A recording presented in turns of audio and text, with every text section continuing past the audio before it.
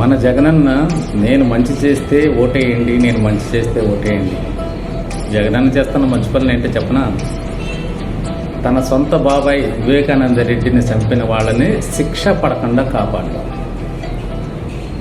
తను నేరారోపణపై జైల్లో ఉన్నప్పుడు సొంత చెల్లి వేల కిలోమీటర్లు పాదయాత్ర చేసి తన ముఖ్యమంత్రి అవడానికి కృషి చేసినందుకు సొంత చెల్లిని ఇంట్లోంచి బయటికి గెంటాడు. పైగా తనకు కొంత డబ్బు ఇచ్చి అప్పు పేరున బాండ్ రాయించుకోవడం, అప్పు ఇచ్చినట్టు బాండ్ రాయించుకోవడం. ఇది ఒక మంచి పని. ఇంకొక మంచి పని ఏంటంటే, ఎవరైనా ప్రతిపక్ష నాయకులు ఆయన విమర్శిస్తే ఏ నాయకుడైతే ఏ కులానికి చెందినవాడో అదే కులానికి చెందిన వాళ్ళని వాళ్ళ పార్టీలో ఉన్న పెయిడ్ ఆర్టిస్టులు పేటీఎం బ్యాచ్ తోటి వాళ్ళని వ్యక్తిగత దోషణలు చేయించడం, సమస్య గురించి మాట్లాడటం, వ్యక్తిగత దోషణలు దూషించి వాళ్ళ ఆ నాయకుల ప్రతిపక్షాల కుటుంబ సభ్యుల్ని వీధిలోకి లాగడం అనేది ఇది ఒక మంచి పని జగనన్న చేస్తున్నాడు.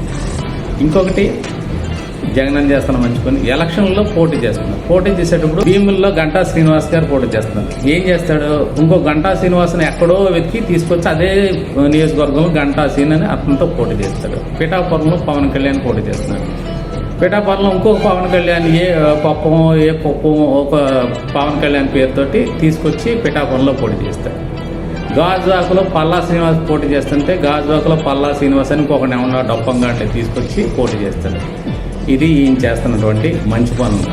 సొంత బాబాయిని చంపిన వాడిని శిక్ష పడకుండా కాపాడడం, సొంత చెల్లెల్ని ఇంట్లోంచి బయటకు గెంటేయడం, ప్రతిపక్ష నాయకుల్ని సొంత కులం వాళ్ళతోటి వ్యక్తిగత దాడి చేయించడం, ఈ ఎలక్షన్లో ఇంకా చేయని కుట్రలు కుతంత్రాలు అన్నీ ఉండవు. ఇవి జగనన్న చేస్తున్న మంచి పనులు.